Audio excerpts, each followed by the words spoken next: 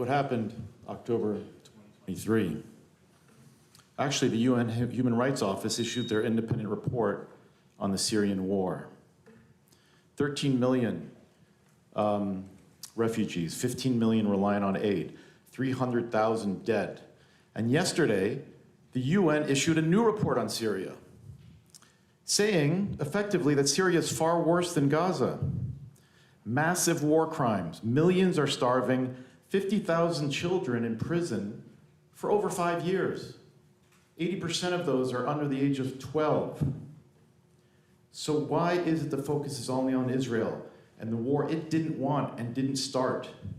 A war started by a group that wishes to annihilate Israel and exterminate the Jews. It's because of a false narrative that seeks to justify anti-Semitism. I will cover the false narrative in 11 questions. What were the casualties prior to October? 6,564 in Gaza and the West Bank over 16 years. That includes terrorists. Syria has 46 times more fatalities. North Carolina has 5 times more fatalities per 1,000 due to drug overdoses. How were the economies of the West Bank and Gaza? You hear a lot of stories. Actually 4th out of all the Arab countries that don't produce oil. Only 12% below the number 1, Jordan. 9 times higher per capita GDP than Syria. So the question comes, where do Israelis come from? Actually, the majority of Jews in Israel came directly from the Middle East and North Africa due to the systemic and absolute ethnic cleansing of the Jews there in the 20th century. When the Arabs declared war against Israel in 1948, they also declared war on 900,000 Jews living among them.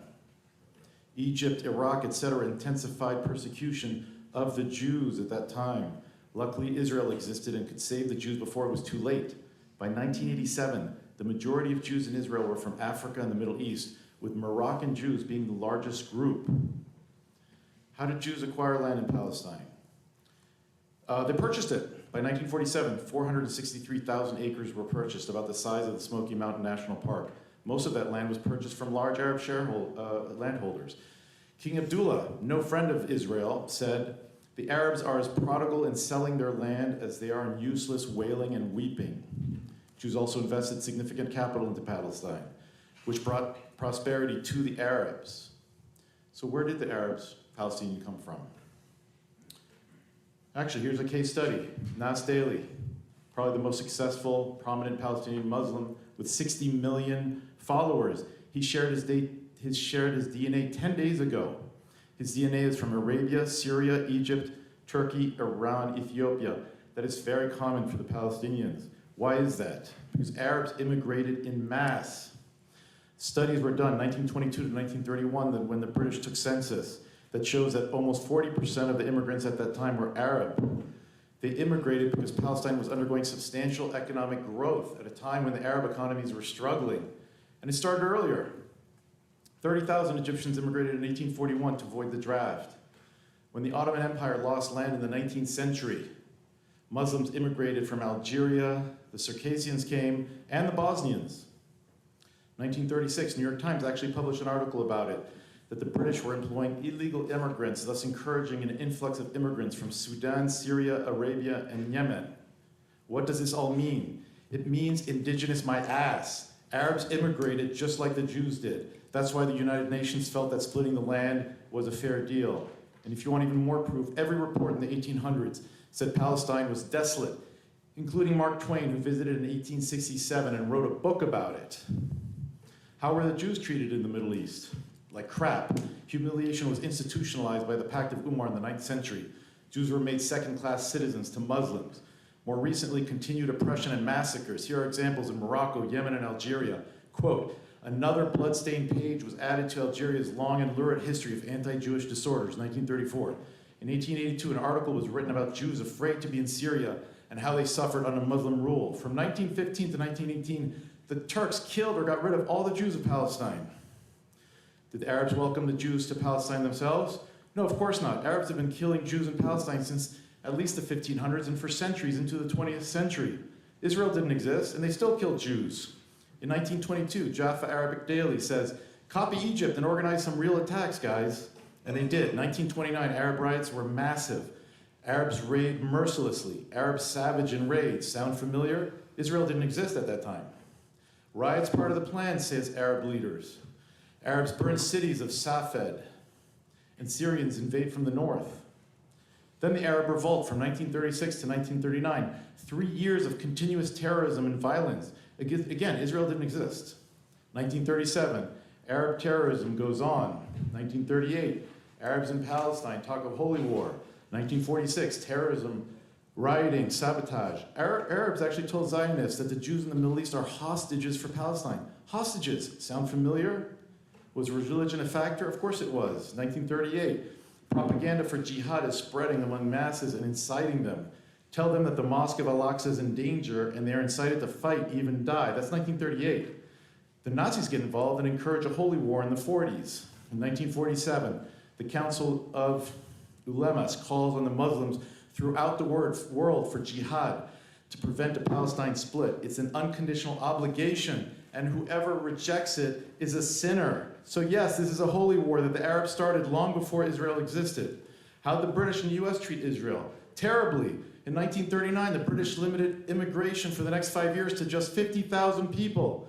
Britain literally signed a death warrant on the Jews of Europe because they were afraid of losing Arab oil.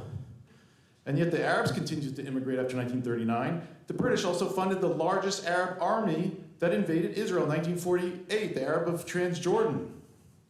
The US officially abandoned the partition plan and had an arms embargo because they were afraid of losing oil concessions as well. Why? Because in 1947, the Arabs threatened an economic break.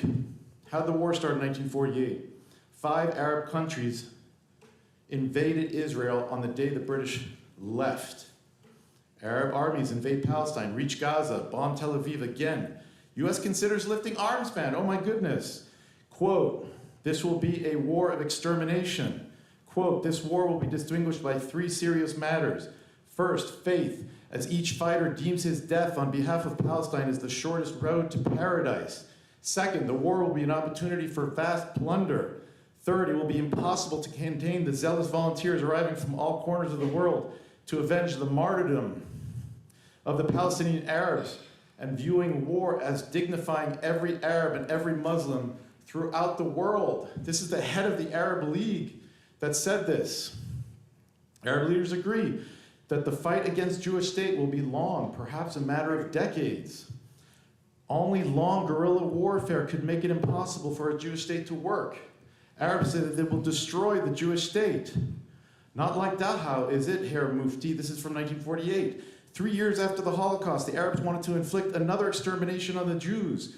That's clear as day. No, never again.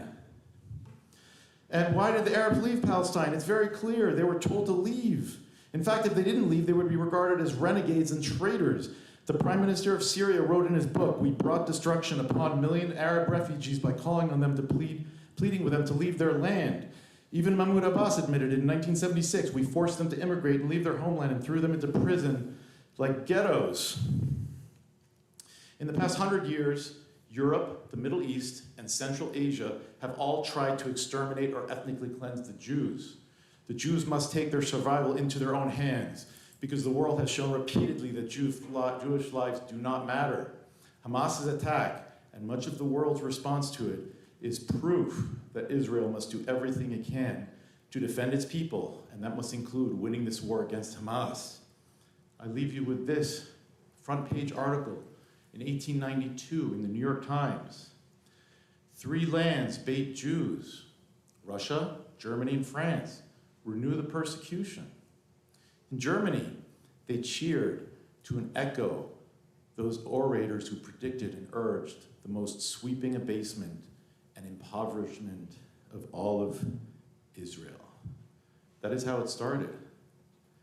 Hate speech that sounds like it could have been written today. I'm speaking on behalf of my father, a Holocaust survivor, my grandfather, who was in Dachau, my grandmother who hid, not knowing where her kids were for 5 years, and her brother, wife, and children who were sent in a train to the Ukraine, put in front of a ditch and shot and pushed in and burnt. This is not a joke. This has been the extermination of the Jews for centuries. These people don't care about civilian lives. If they did, they'd care about Syria. If they did, Hamas surrendering would be a very small concession to save millions of lives that they claim are at risk. Thank you. Thank you.